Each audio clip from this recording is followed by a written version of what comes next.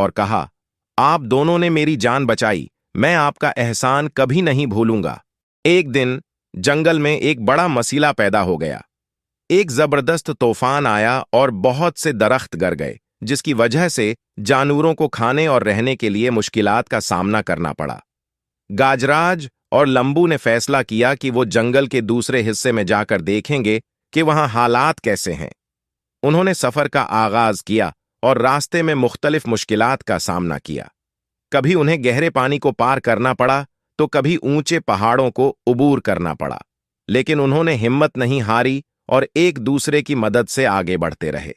रास्ते में उन्होंने कई जानवरों को मुश्किलात में देखा और उनकी मदद की।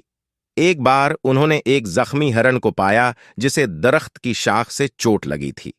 गाजराज ने अपनी स्वांड से शाख को उठाकर हिरण को आजाद किया और लंबू ने अपनी गर्दन से उसे